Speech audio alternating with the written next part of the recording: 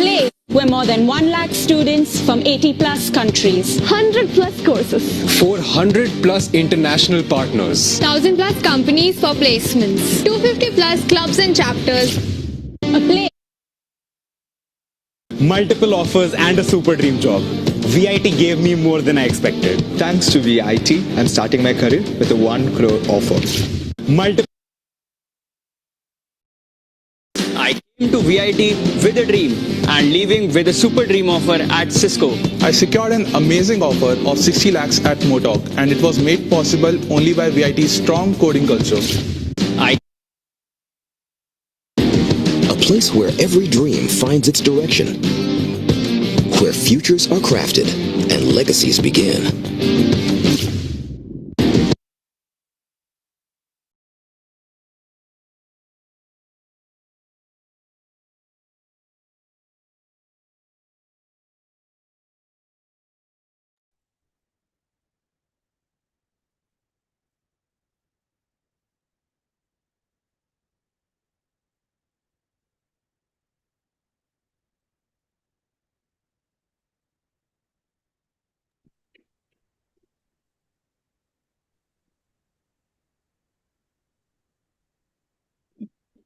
Morning and International Women's Day greetings to all.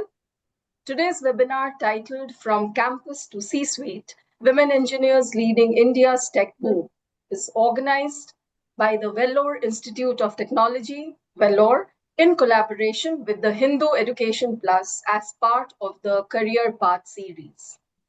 To mark the important day, we are celebrating today's session, especially with 3 accomplished professionals and alumni of VIT, Sharmila Nageswaran, Ami Sampath, and Hitarti Rashesh Kamdar. A warm welcome to all of you. As India strengthens its position as a global technology powerhouse, women engineers are increasingly stepping into influential roles across startups, multinational corporations, and innovation-driven enterprises. From academic excellence to executive leadership, their journeys reflect resilience, strategic thinking, and a commitment to transforming the tech landscape. So over the next hour, we will hear our panelists share their career journeys and leadership experiences, and also perhaps highlight the key skills required to excel in tech environments and what are the effective strategies for career progression. Audience, you are requested to post your questions in the Q&A box as the webinar progresses, and I will try to get as many addressed by our panelists in the last segment of the program. So let me quickly introduce the 3 speakers. Due to unforeseen circumstances, one of our original speakers, Kadambari S. Vishwanathan, is unable to join today's webinar. So in her place, we have Sharmila Nageswaran. Sharmila is Associate Professor in School of Electronics Engineering, VIT Vellore. She did her doctoral from VIT on pressure ulcer management. She holds an undergraduate degree in Bachelor of Physiotherapy and MTech Biomedical Engineering and has co-founded 2 startups, Pune Rehabilitation Solutions Private Limited, which was in 2019, and Zybotics Private Limited in 2024. And they work on rehabilitation solutions. Her research interests are in biomechanics, rehab engineering, ergonomics, biosignal, and medical imaging processing. Ami Sampath is a product design leader with B2B SaaS enterprise experiences. She has over a decade's experience in shaping the future of AI-powered voice-first and enterprise digital products. From designing India's first voice-enabled payment system at Amazon to leading AI experience teams at ServiceNow, Amy's career is a testament to what happens when engineering rigor meets human-centered design. She's also a BTech in Mechanical Engineering from VIT, followed with an M Design from the Indian Institute of Science. Both the degrees gave Amy a unique foundation to bridge the physical and the digital, the technical and the experiential. The multidisciplinary lens has defined her work across Robert Bosch, SAP Labs, Amazon, Alexa India, and ServiceNow. Today, Amy is a recognized thought leader, a patent holder, global conference speaker, award-winning designer, and champion for women in technology. She actively mentors the next generation of designers and engineers. Mumbai-based Hitarti Rashesh Kamdar is an entrepreneur, technology leader, and advocate for women empowerment. She is the CEO of Adroit Alliance, a cutting-edge IT company where she is known for innovation, strategic leadership, and developing impactful technology solutions. She serves as a mentor at the Women Entrepreneurship Platform, an initiative by the Ministry and Child Development, Government of India, and the G20 Empower initiative supporting 80,000 plus women entrepreneurs across India. Internationally, she contributes to the United Nations Trade and Development, helping shape global initiatives that empower women in business and technology. And as CEO of Adroit Alliance, she leads the creation of innovative software and digital solutions, driving real world impact through technology and strategic leadership. The core strength of this VIT alumnus include leadership and strategic vision, technology innovation, women empowerment, and mentorship global collaboration. So welcome to all of you once again, and Thank you so much. let's get going. And so I also think we should set the ball rolling for today's discussion by asking each of you to share your journey as engineers.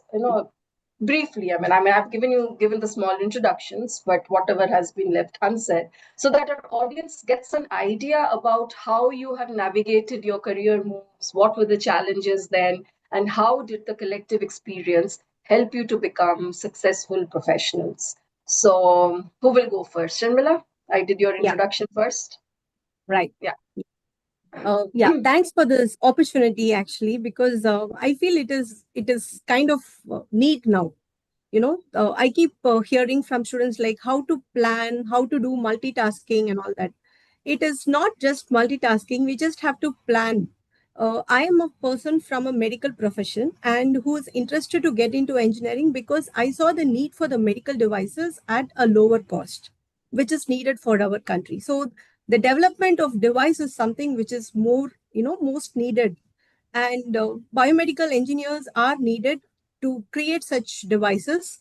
And so I chose to study biomedical engineering and decided to have my career built in that.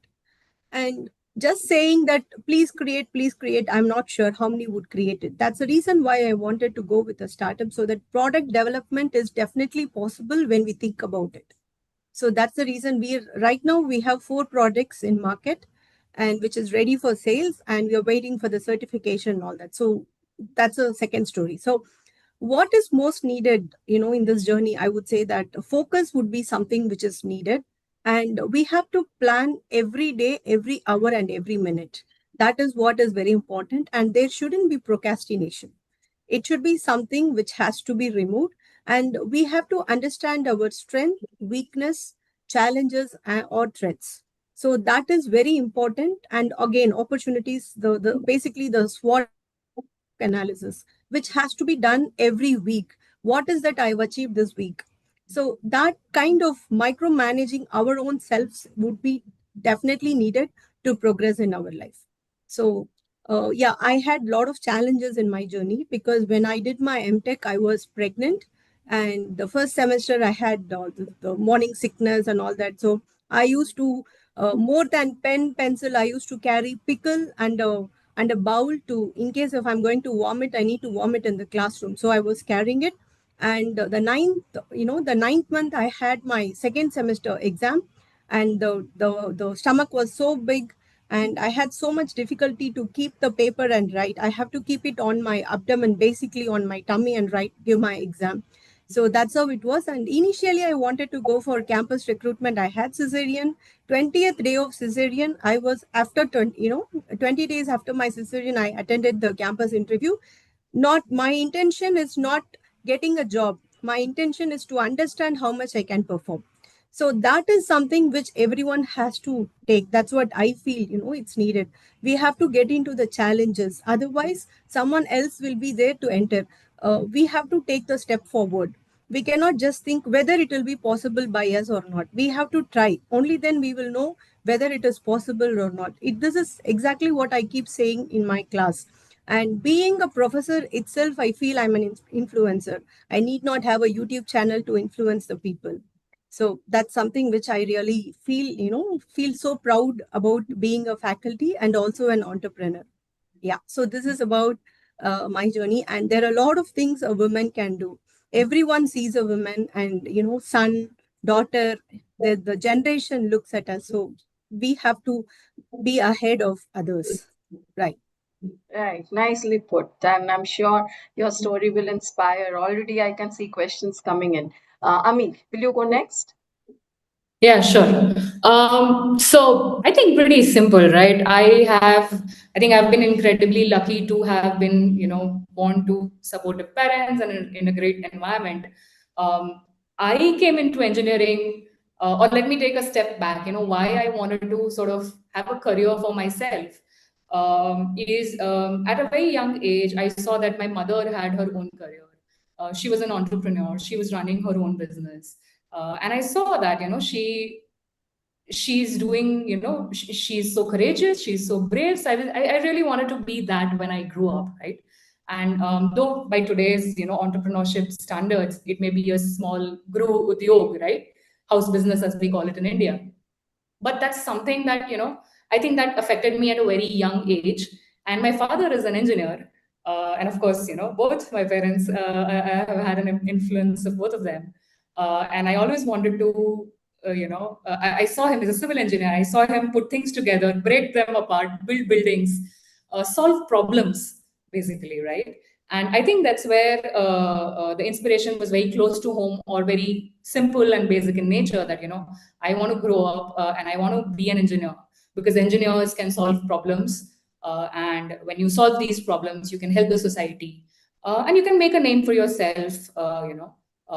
You can be independent. So I had I think, very simple ambitions when I started out. That's where I joined VIT, gave a ton of entrance exams. That's what was there back in 2007. And I always wanted to be a mechanical engineer. I mean, what I was clear what I didn't want to be. I didn't want to go into computer science or IT, or electrical, because I couldn't understand those things very frankly. Mechanical and physical stuff is something that I could understand. 11th and 12th gives you that exposure to different kinds of things that can come in science and engineering and technology. So it's like, okay, this is something which I can comprehend. So mechanical and civil were the two options at the time, and I was like, yeah, father is a civil engineer, let me try something different. So I went for mechanical engineering, and when I went there, I was the only girl in the classroom.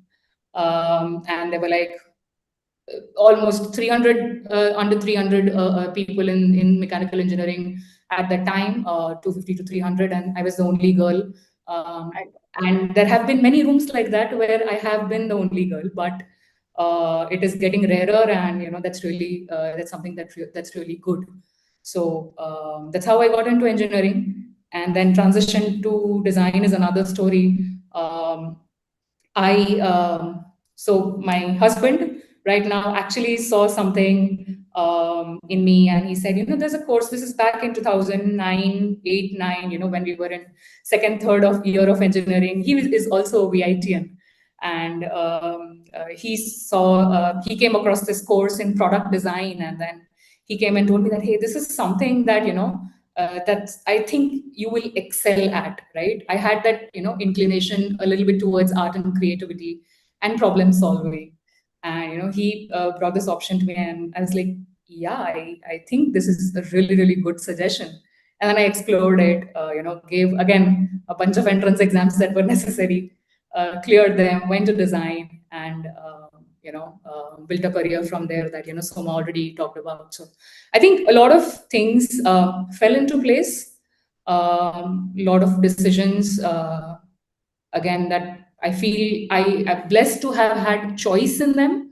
I recognize that not everybody has choices, but yeah, I think pretty simple, straightforward journey. Nice. That's quite awesome to be the only woman student in a class of 250 or 300. really wonder how it feels. And of course, as you said, you kind of your transition to design, that also is again a very upcoming and much in vogue, because design thinking is being incorporated practically into every discipline. Hitarti, let's hear your story now. Yeah, so I basically am that quota student. After 10th, I went to quota for my engineering prep. And the reason was always to understand independence because, living in Mumbai, it was always things have come to me. I stay here, my family has been supportive. So I was sent to quota to kind of understand my own life. What am I looking out for? And one thing I always really loved was mathematics. I love that if there's a problem, there's also a solution. There's logic to it, you can solve it. And that is actually the basis of computer science if you go to see, because there's always problems and you solve it with code, which is logic. So that problem solving aspect, I think I really enjoyed. So I think from really early stage, I knew I wanted to get into computer science. And then VIT happened and I was into tech. And as you might know, VIT has like a lot of hackathons and, workshops that keep happening. And one of these workshops was where I started into web development and I loved it. And we had a few of the judges who kind of recommended it to actually launch it as an app in Vellore. So I was still in my second year when we launched the app and we got a great response from Vellore. And that's how we started getting like small technical projects. And if a place like Vellore has so many opportunities for me, I was just wondering what would happen if we got it back to the city. So that's how my Adroit Alliance started. And we work towards all type of technological solutions with the base again being problem solving at the core of it, because that's something I genuinely enjoy. Yeah, so that's how one thing led to another, and I'm into all of this. Thank you, Hitarti. I mean, you're among very few girls or women I come across who love mathematics. So one thing I just wanted to, ask, like, your entire journey from a student to founders of startups or CEOs or your work profession. Do you face any kind of biases, prejudices, said, unsaid, subtle, from whether they were your batchmates in college, whether they were your professors, whether they're your co-workers at workplace? Does that happen? Like, has it happened to any one of you? It definitely has, especially being a woman in tech, a woman in a position of power. I remember the first few years, because I also started young, people would not take you seriously. And my co-founder is my brother, who's also a VITian. He's 2 years older to me. And I remember the first initial meetings that we had with, our clients, people would focus more towards him, like if there's a problem that they want to share, or if there's something they want to share, they would look at him and tell, while I'm replying, and still the counter question goes to him. And because you are still starting out and you are underconfident, I remember preparing so much for the next meetings, trying to be in place, trying to be the one who's initiating. And I think that was something I faced quite a lot, which actually made me realize the bias when it comes to women and women, be it in whatever field it is. But having a strong opinion on the table is very rare, especially when there's like a group of 10 men and probably one or two women. So it does make you, want to kind of step up your game, but also you're really underconfident because how will they take it? Will they take my ideas? They're not looking at me, I have to be so visible to them. So yeah, that's something I did face quite a lot in the start. Yeah, I so hear you. And I know over the years we have come a long way, but we still have a much longer way to go, I presume. Ami, do you want to add anything to that? Maybe so there is bias in the system, and there's no doubt about it. All of us experience it, in different walks, whether be it a doctor or an engineer or an entrepreneur or a scientist or an actor, right? We all face it, but what I want to, I mean, whenever I've seen, the bias happening, I've asked myself, is something happening because of a bias or because genuinely there's a gap from my side, right? The bias is something that I will not be able to control, right?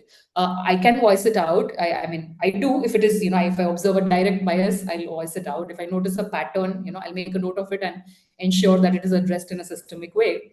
But then if I only have a hunch that maybe it's bias, but it also could be my lack of preparation or my lack of confidence.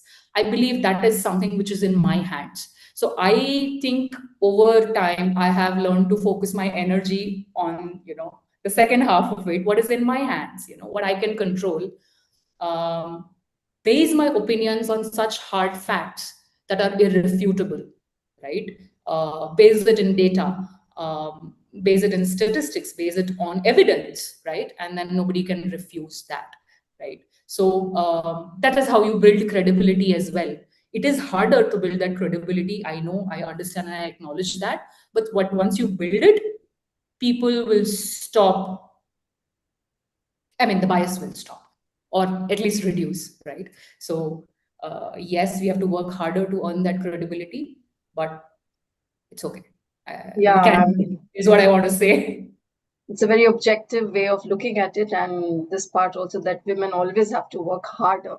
That also stands. Sharmila, I had a question. I was reading up a bit, and I found that this All India Survey of Higher Education has reported that the number of girls studying science and engineering at, say, higher secondary schools or UG courses is definitely increasing, but slowly and steadily it is increasing. And also, India has the highest number of women in science, technology, engineering, and mathematics graduation in the world, which is apparently about 40%.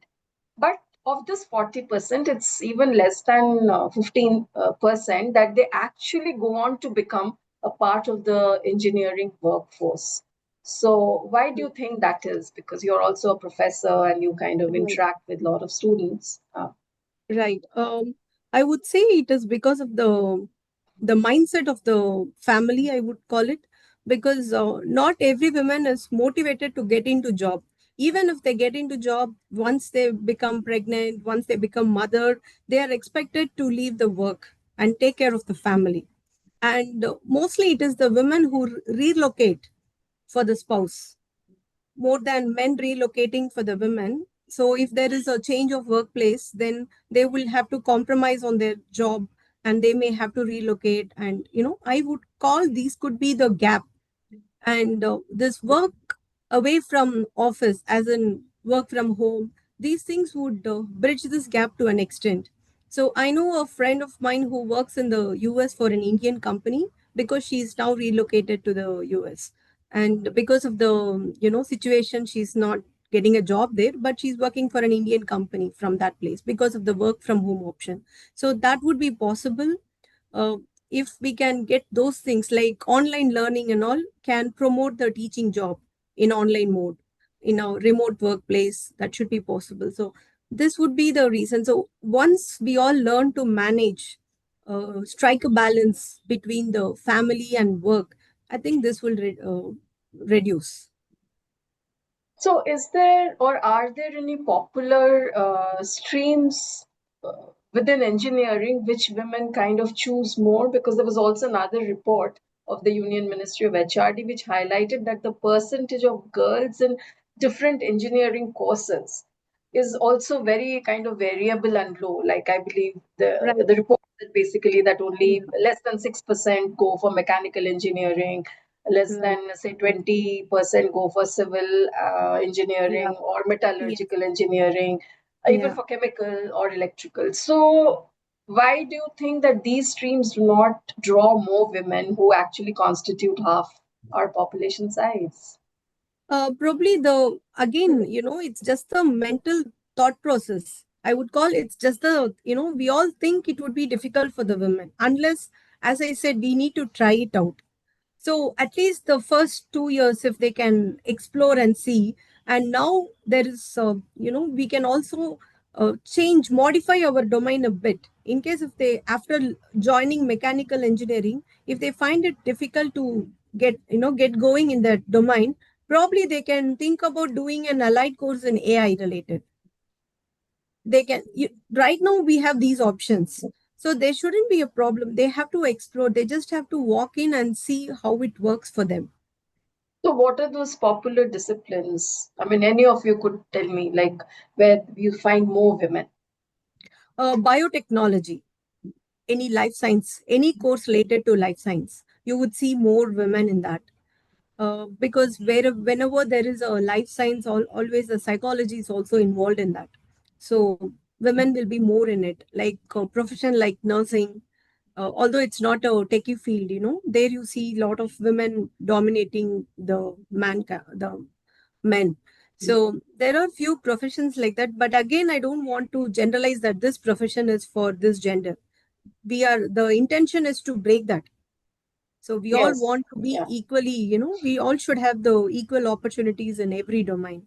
So we have to explore. That's what I feel. If you look out, uh, the women in orthopedic field, orthopedic surgeon would be very less. Most of the women would be in gynecology. They would choose gynecology. So it's just the mindset of the people, I would call it. So it's self change has to happen here. So More let than me ask. yeah. Yeah, sorry, please continue. Yeah, so they have to understand. And if I'm a girl, I have decided I need to do mechanical engineering. If I have to say that I will do mechanical engineering only, and the parent should also welcome such thought.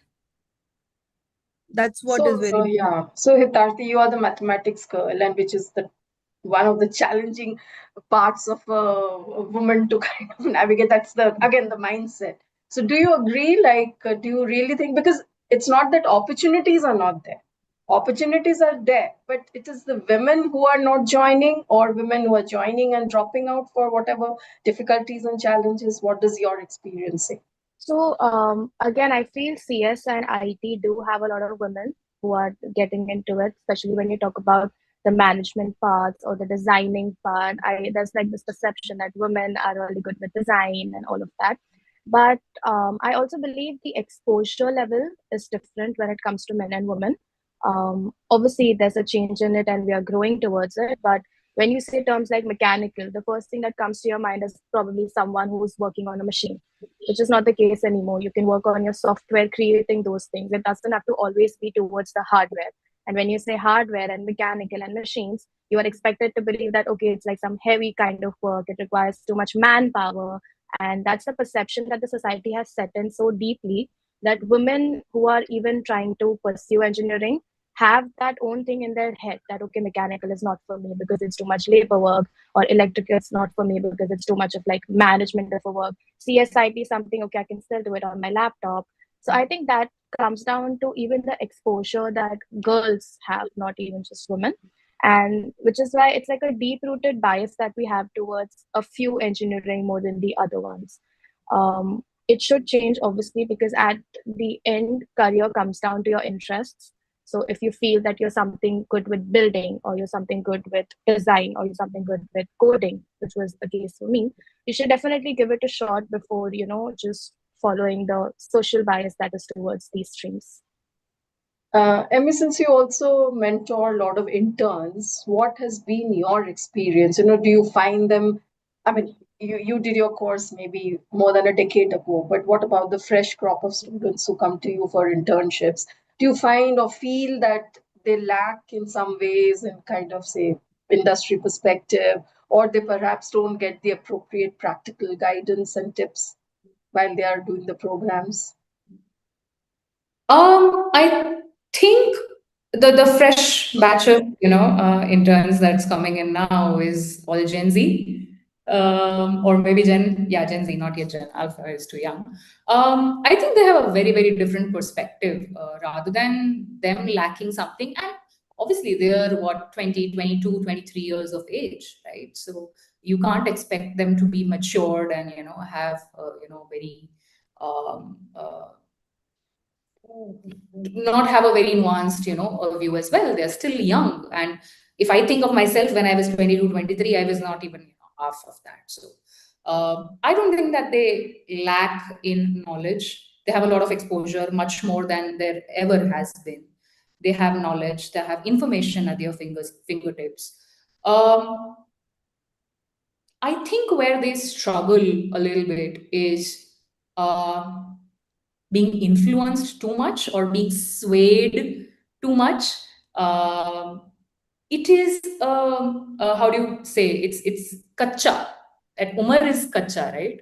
It's basically they're all naive in some ways. teens have become kids, and the slightly older, like 20 to 23, is like the new teens kind of a thing, where it's very, very it's clay, right? If you don't shape them in the right way at that age, or you let external influence be too strong, their inner voice or their inner capabilities will drown out, or they might drown it out in order to succumb to the peer pressure or whatever. So I think it's important at that stage to mold their thinking to, for parents, and their well wishers, to give them a safe environment that I'm here for you. You do what you love. We will figure it out. Do it for 2 years, 3 years, 5 years, whatever their environment can afford. Give them that ecosystem, give them the guidance. Don't instruct them, don't dictate them. I think it's high time, that we move away from that kind of a mindset, that because I'm telling you to do this, you do this. I'm telling you to become an engineer, go into, entrepreneurship, sit at the shop, whatever, right? Let it come from within, and it is the job of the industry, of the parents, to create that environment in which they feel free of fear, to take that decision themselves, right? So I think that's where maybe something that we lack, rather than them lacking something. So the exact topic of our webinar is switching to C-suite jobs. So I really wanted to ask you, or ask all of you, what exactly is that missing element, which perhaps is not allowing women to progress as much as we would have wished for or expected, from the campus aspirations to corporate leadership roles? What would you pinpoint? Why are women, more number of women in proportion, not able to reach Right. the C-suite jobs? Yeah. Hitarti, you want to say? Okay, sorry. Sharmila, whoever you just. Yeah, I just want to say one thing.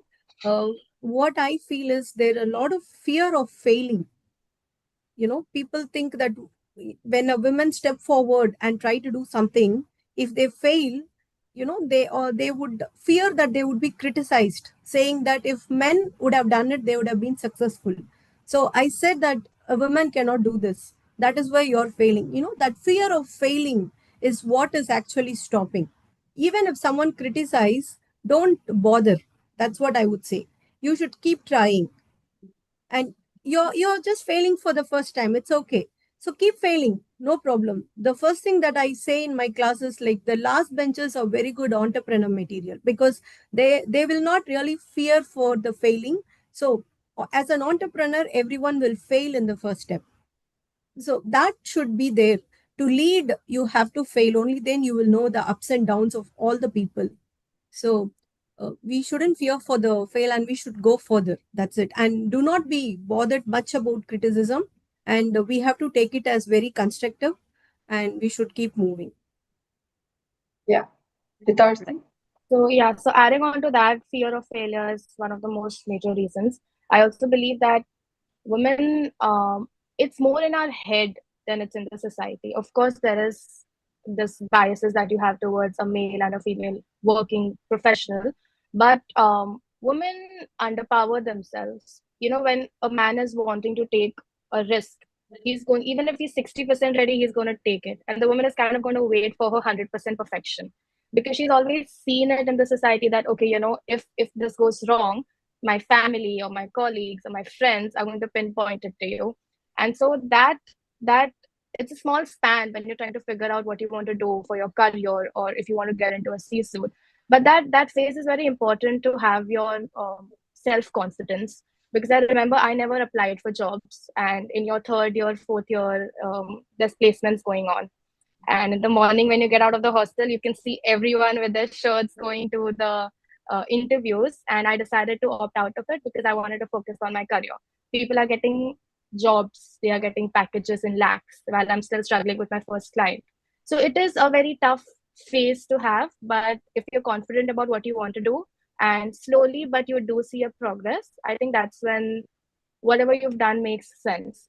So having that willpower, having that confidence, and also having the right mentors, because I feel, especially when it comes to entrepreneurship, it's a very lonely journey.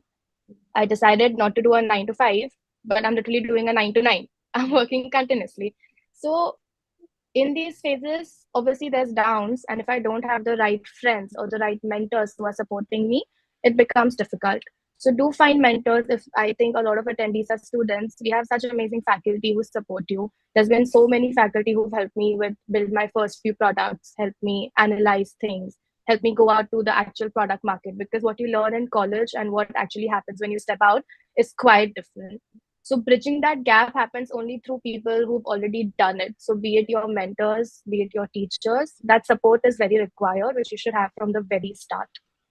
Yeah, I guess it's everybody's calling also to each his own. I mean, would you agree, or do you think that for the top leadership roles, women are offered those posts, or say, suppose that we have two contenders, one male engineer and a female engineer. So what would be the bias of the panel, you think? Would that work there also? I think I would strike out the male in front of the engineer and female in front of the engineer and evaluate them as engineers, right? Both of them are engineers. Maybe, one is better at XYZ and other is better at ABC. And I think rather than it becoming a question about a male engineer or a female engineer, it should be a question about this position requires a skill set of X, Y, and Z, and hence I'm choosing this engineer, irrespective of whether it's a male or a female, right? And today, I think the technology has sort of leveled that play field. When we talk about mechanical engineering or sort of the heavy engineerings as we, refer to it, or core engineerings as we refer to it, if you go to any factory, if you go to a lab, the work is about precision. It's about automation. Even the male engineers over there are pressing a button to get things done. They are not putting the physical manpower, right? It's like driving a car, right? It's not like it's a Tata Sumo, so only a man can drive it. It's a truck, only a man can drive it. It's the diesel and the petrol which is doing the work, right? The skill can be equal for both. A man can do it, a woman can do it, and technology has had a big role to play in that. So now the playing field is sort of almost leveled up. I would not want to discount all the biases and other things, but from a skill point of view, right, it is coming to a level field. So I would say the first step is just, strike off that, concept. It's a womanpreneur. No, she's an entrepreneur. It's not a lady pilot. She's a pilot, right? Not a lady doctor. She's a doctor. So first step, let's get out of that mindset and then evaluate people for their skills, what they have to offer at the table. And I think it may not be that way right now, but we should get there. Right. I think the women will be able to get out of that mindset faster than men. There are a lot of interesting questions. I think I'll start taking, and I'll start off with a very nice light question, which two people have asked. So they're asking all three of you that being women engineers, do you see that there is liberation in your lives? You all feel liberated being women engineers. How has it changed your life in any way? I think I'd go again with what Ami said, that woman has nothing to do with your liberation. That title, it doesn't justify the question, actually. If you're doing what you like, then it's fine. Even if you're in a field where you are not getting enough attention, you'll find your way because you want to be there. You might have to work a little harder, and that's something, being here in this meeting and saying that no, this should not be the case, women should be given equal opportunity, sure, but we know that's not the truth. I would say that you have to work maybe a step more, but once you are done with your 5 failures, by the 6th time you're confident enough to take that step, be it in your tech, or be it in a meeting, or be it in a position of power, or be it as simple as your students and you have a group of 4 for a project, you take up the lead. Once you start doing that, once you have your self-confidence, and it doesn't matter about the liberation because it comes with it. It's like the secondary thing that comes when you're doing what you love. Any other inputs? You feel liberated, Sharmila, with your engineering degree and work, of course? Yeah, as she was saying, Hitadri, there is nothing to do with man or woman here. It's the self. So yeah, I'm always, been single always as a, a single child. I always had my own space. So I'm always liberated, I feel. I think engineering is all about problem solving, right? All engineering's electrical, mechanical, computer science, biomedical, everything at the core, it is about problem solving. And if you're learning how to solve problems, any kind of problems, big, small, inside your control, outside your control, whatever it is, if you're able to get that skill, I think that is something that will liberate you for life, right? Because any problem that comes your way, you will be able to solve it, you'll be able to persevere towards it.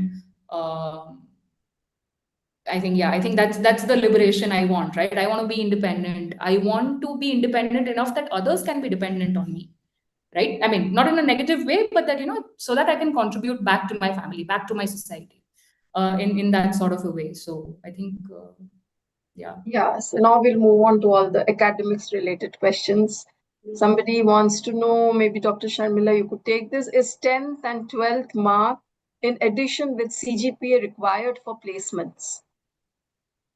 Now I would call that CGPA alone doesn't matter for the placement. It is the skill set one would possess during those year of studies. So that's what matters actually, not just the CGPA. 10th and 12th mark is needed only for getting admission or the competitive exam. Beyond that, I don't think it's considered. Probably some basic marks would be needed. That's it. Some eligibility criteria. Yeah. So Navneet Yadav has a very profound and basic question that engineers are largely unemployed also. So do you agree, and what would you have to say? There is no gender in this, but basically the number of engineers we are producing every year vis-a-vis the jobs available. The real engineer will not be unemployed. That's what I would feel. They would create a job themselves. As she was saying, they can understand the problem of the society. And now there are a lot of funding from the government to begin a startup. So there are a lot of other options. So a true engineer can never be unemployed, which means they have not studied the content. They have not developed their skill set. So they have to work on it. You have all talked about yourself, but still somebody wants to know what exactly have been each of your motivation and inspiration to become successful in this field as a woman. I'm sorry, I have to bring it back again and again. Hitarti, would you like to? Yeah. Yeah. So I think when you say success, it's a very broad term. I found success when I just started. I found success with my first 500 users. I found success when I started getting accolades for the work that I do. Right now, success for me is giving back because I have faced quite some things which I would like to help the other women out in terms of WEP or United Nations, as you mentioned. So I think success is a very broad term, but it's baby steps. Your success will also keep changing. So you have to always focus on what you want next, but also appreciate the journey you've had and how far you've come. Yeah. Emmy, what has been your motivation and inspiration? I think my motivation, I think I started out earlier in my journey with that itself, right? Being independent, being able to contribute, being able to take decisions on my own. Not because of privilege, but because I had that moat to do them. I think that has been my inspiration always. Key at the sound of risking being cliched. It's like from that movie Three Idiots. I think all engineers have seen it. Chase excellence, right? I always wanted to be good at whatever I do. Otherwise, don't do. Right? If you do something, do it really well, and success will come. It may be delayed. It's okay.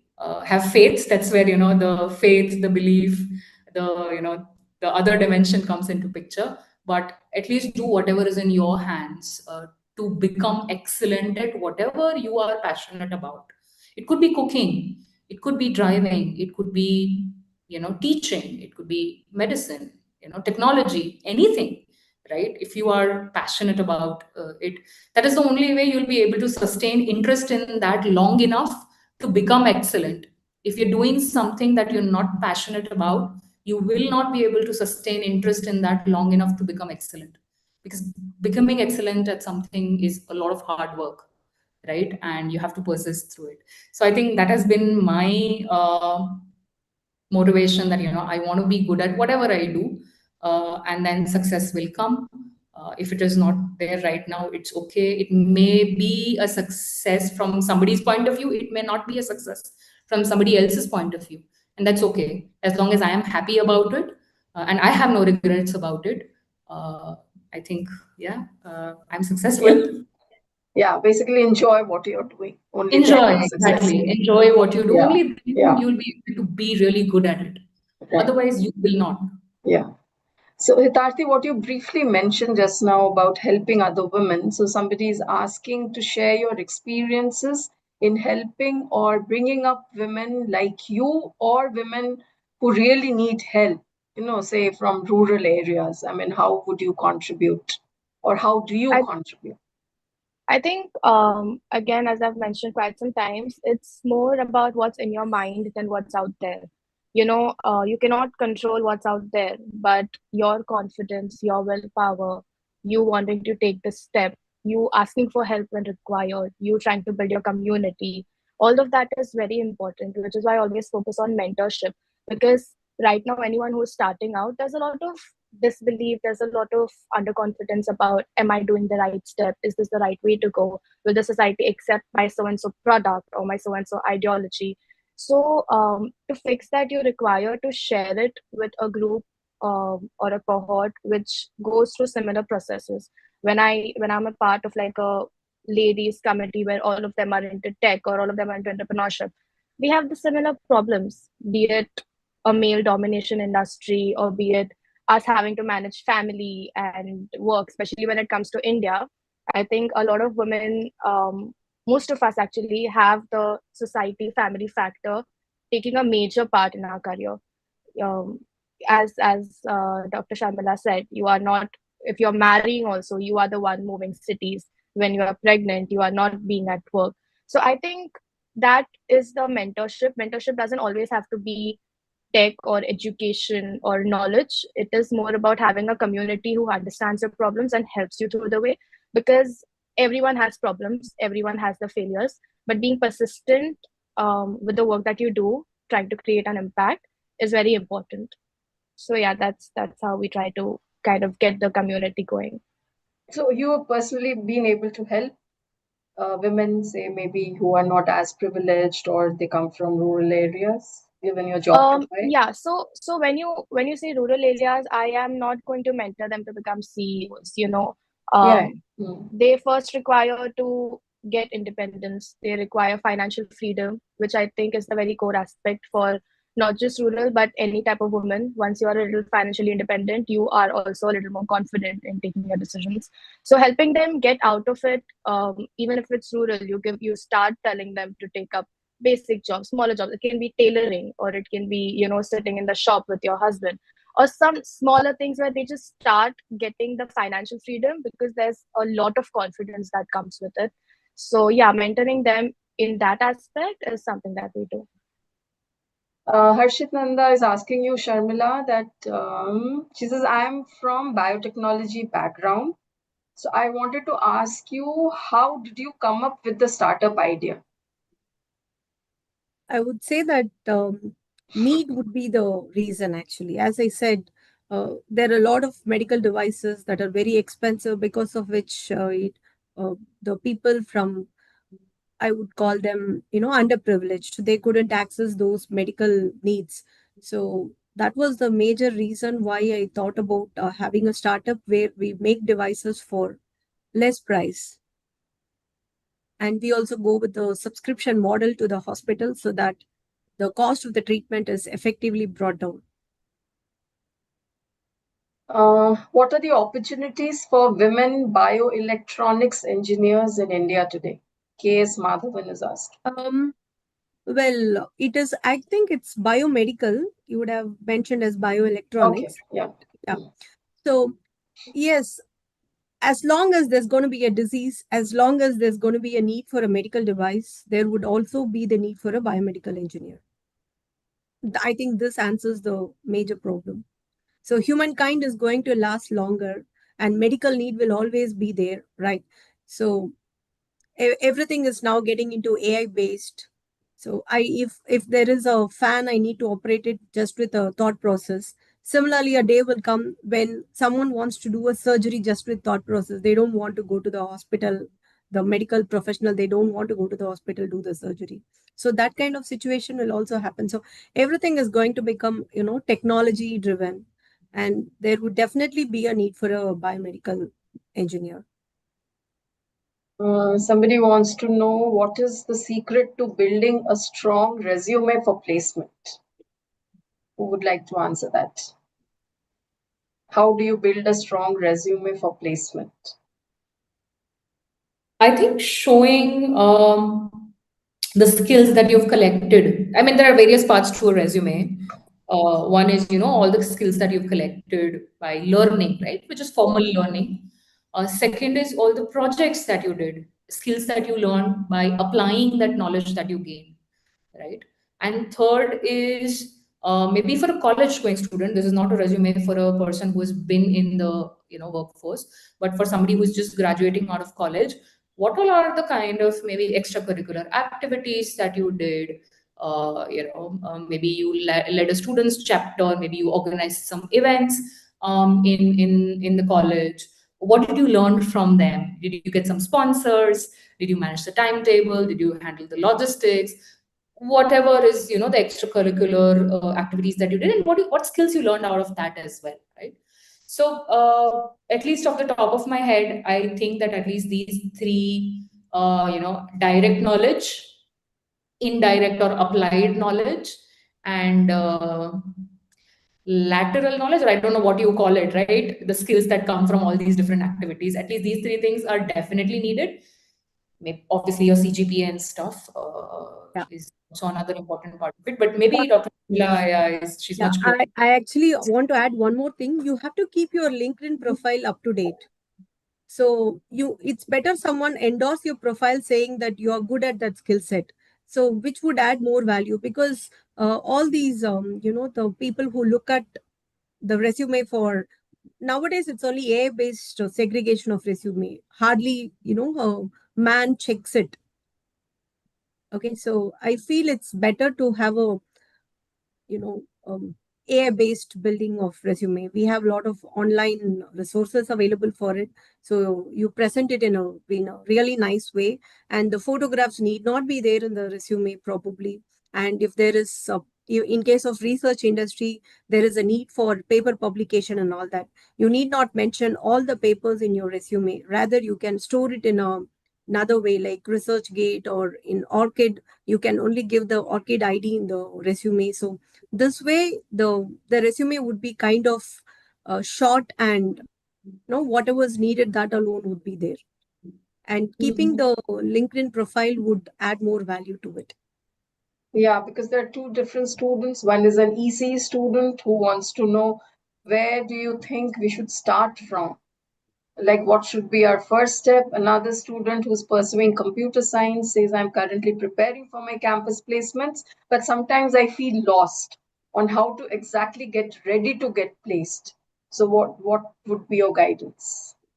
When I all would of you have actually gone like through to this. add Yeah. something here because obviously I did not sit for placements, but when I'm interviewing resumes, especially when it comes from interns or when it comes from students, even if you have the best CGPA, let's say you're a straight 9-pointer, there's hundreds, if not thousands, in your own campus. There's so many in different colleges of the country. When you say you're good with, let's say, Python, there's 100 others in my deck having the same skill set. And especially with AI, I don't expect you to write code. That's actually stupid of me to expect you to do that. But what I will see is that how interested you are in the industry, which means how many internships you have taken, how many personal projects you've taken. And it does not have to be fancy. If you're in your first year, you don't know anything, just go to your teacher or in your room. There's this discussion where roommates are like, we need to start our business together. Create a prototype, create an MVP, start working on it, get guidance based on how you can actually convert it into a product, take part in hackathons. The more exposed you are, the more networking you are, your resume will stand out. And also the communication factor, because you might be the best in what you do, but if you cannot communicate it in the right way, if you can't sit at a table and explain your ideas correctly, I don't think I would want that kind of a person in the team. Especially with most of your tech work going through AI, I would want a human side to it. So work on your communication skills equally and work on networking also equally, because that makes you stand out over your tech or over your grades. So there's, I think you've partially answered, but this question is very interestingly framed also. Somebody was interned at a reputed company. She says that he or she says that could see the bias among the male manager and the female manager, and which apparently hurt her to continue in the job. But her point is, we are also at an age when AI is doing or is going to do much of the job. Then why do you have to differentiate really between a man and a woman? So that's what I would come to the same point, that why do they differentiate is also because maybe that guy said something to you and maybe you took it. Maybe you did not answer back. Maybe you were not fierce enough at that point, and you are not to blame because the society is like that.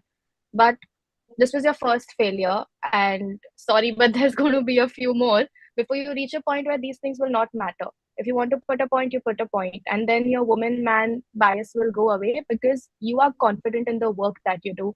Your credibility speaks in terms of your work or what you give to the table more than me being a female or me being a male.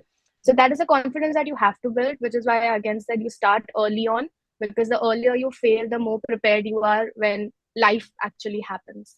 So yeah, that's what I would like to tell her. You talked about you being the only woman in a class, in a big class of students. So Shiba is asking how to get a proper mentor or even interact with seniors where there are no women around you. How do you move up that ladder of confidence? I think it's only the first time that courage will be required. Go up to somebody and just ask, that I don't know, Didi, Bhaiya, what works, Akka, Anna, Sir, Ma'am, whatever works, just go up to your senior, and just ask, hey, I'm stuck here. Can you help me?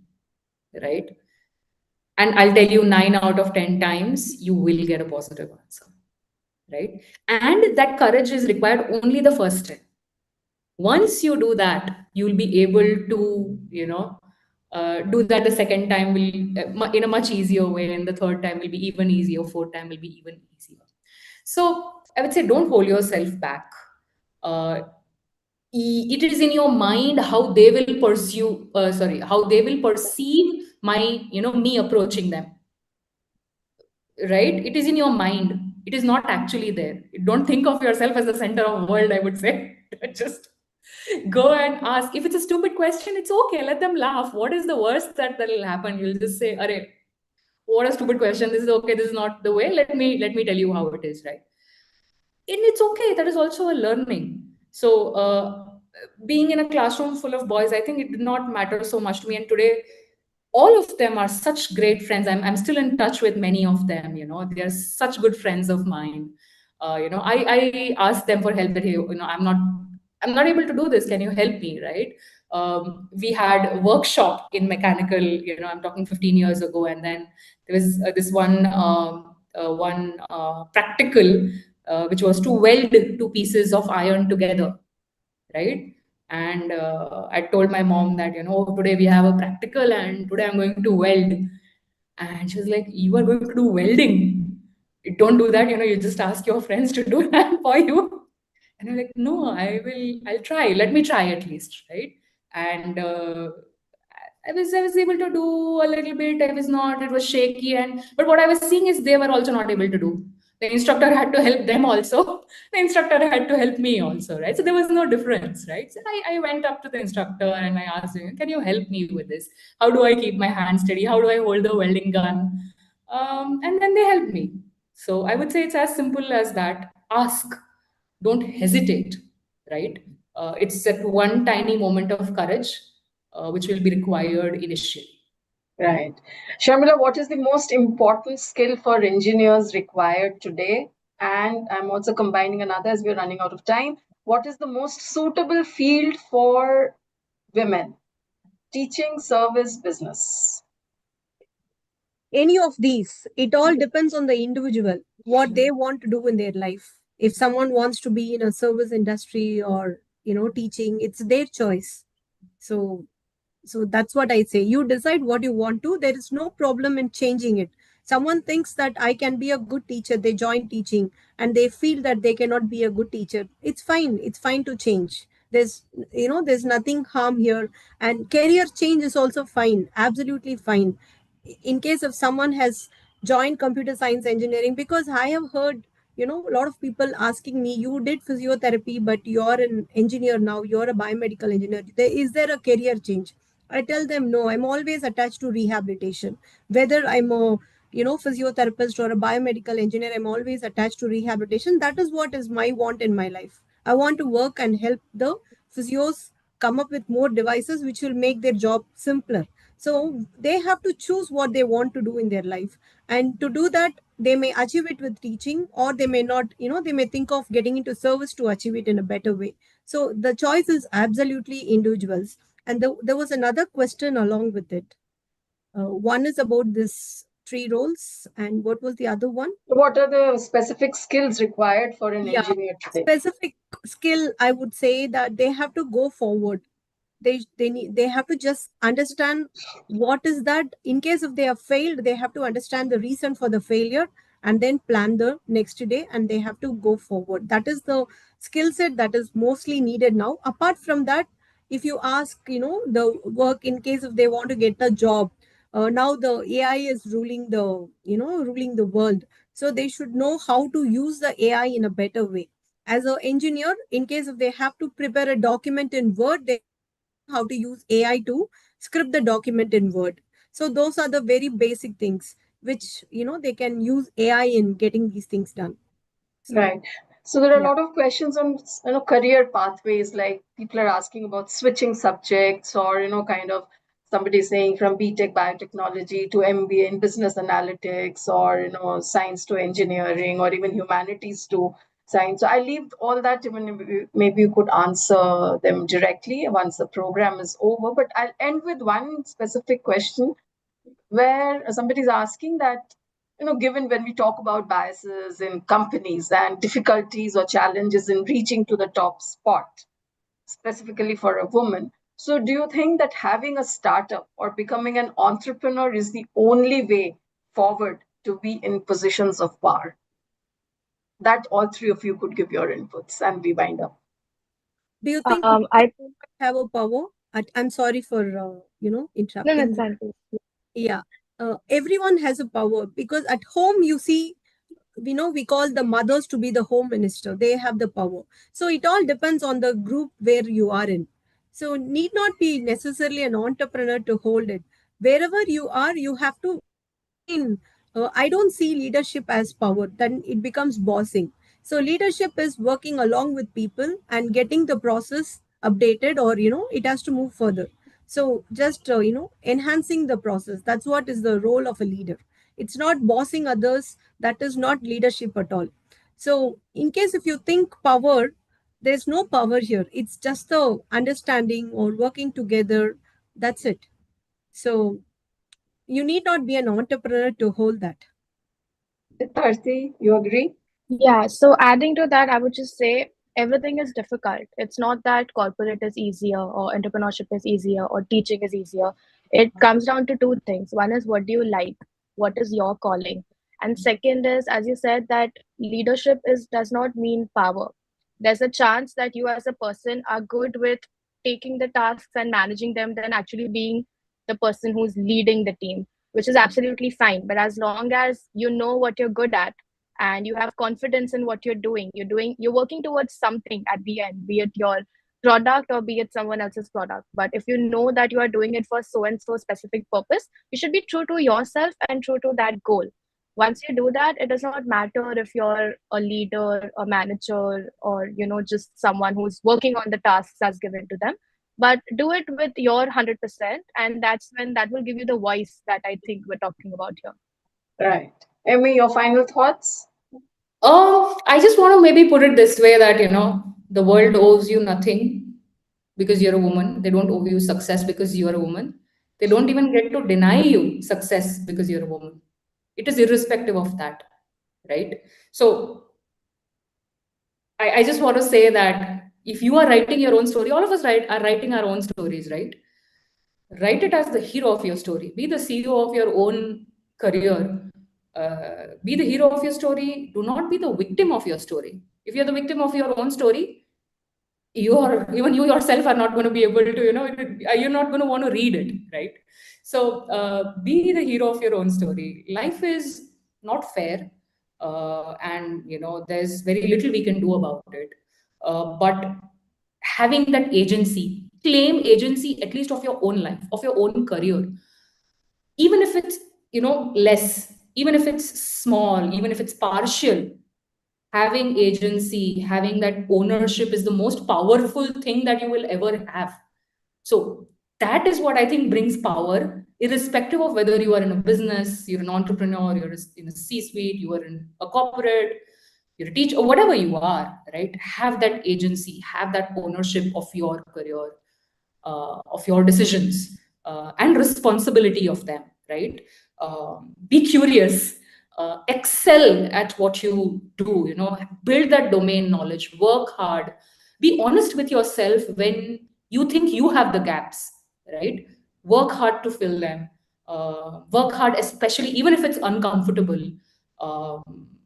Extract that, signals from all the noise. There is so much noise in the world. Just extract those signals which matter to you, and build something that is so good that the world is forced to take notice. Otherwise, it's fine. Everything is fine. We'll all live our lives. We'll all be successful. We'll all be happy, unhappy. Who cares? But build something that you are proud of, and कुछ तो लोग कहेंगे, लोगों का काम है कहना. So don't worry about that. So thank you so much, Sharmila, Emmy, and Hitarti, for your wonderful inputs and the very free-flowing conversation. I'm sure the audience would have gained a lot from this webinar. And thank you, audience, for your questions. Today's webinar, titled From Campus to C-Suite, Women Engineers Leading India's Tech Boom, was organized by the Vellore Institute of Technology, Vellore, in collaboration with the Hindu Education Plus, as part of the Career Path series. And the webinar was also a special session to mark the International Women's Day with our accomplished professionals and alumni of VIT. Thank you all once again so much. Thank you so much. Thank you. Bye. Bye. Bye.